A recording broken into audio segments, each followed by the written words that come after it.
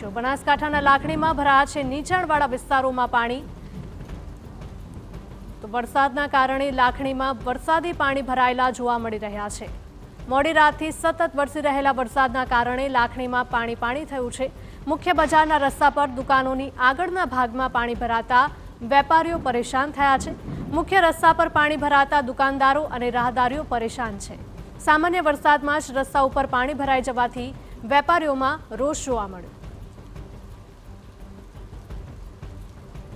સંવાદદાતા અતુલ જોડાયેલા છે આપણી સાથે। અતુલ, જણાવશો કે વેપારીઓ મુશ્કેલીમાં મુકાયા છે કારણ કે દુકાનની આગળ જે પણ રસ્તાઓ છે તે તમામ જગ્યાએ પાણી ભરાયેલા જોવા મળી રહ્યા છે। તંત્રની પ્રી મોન્સૂન કામગીરી સામે પણ સવાલો। ચોક્કસ આજે લાખણી પંથક છે ત્યાં વહેલી સવારથી જ ભારે વરસાદ શરૂ થયો હતો અને 3 ઇંચ જેટલો જે વરસાદ ખાબકી ચૂક્યો છે।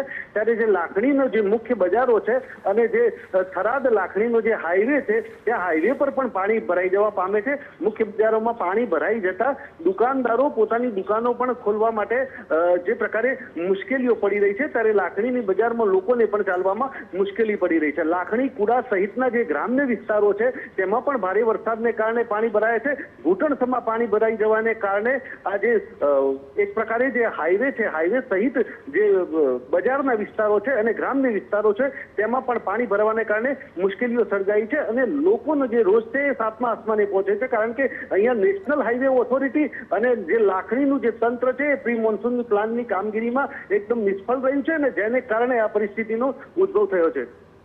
જી અતુલ, માહિતી બદલ આપનો આભાર। તો બનાસકાંઠાના લાખણીમાં પણ કંઈક આ જ પ્રકારના દ્રશ્યો સામે આવી રહ્યા છે। જ્યાં જુઓ ત્યાં બસ પાણી જ પાણી જોવા મળી રહ્યું છે।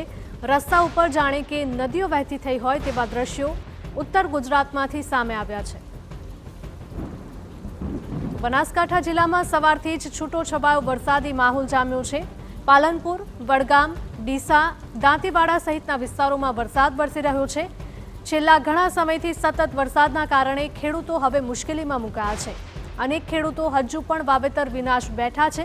કેટલાક ખેડૂતો કરી રહ્યા છે વાવેતર। તો ખેડૂતોએ કરેલા વાવેતરનો જે આ તમામ પાક છે તે વરસાદી પાણીમાં ધોવાઈ ન જાય તેની પણ ભીતિ સેવાઈ રહી છે।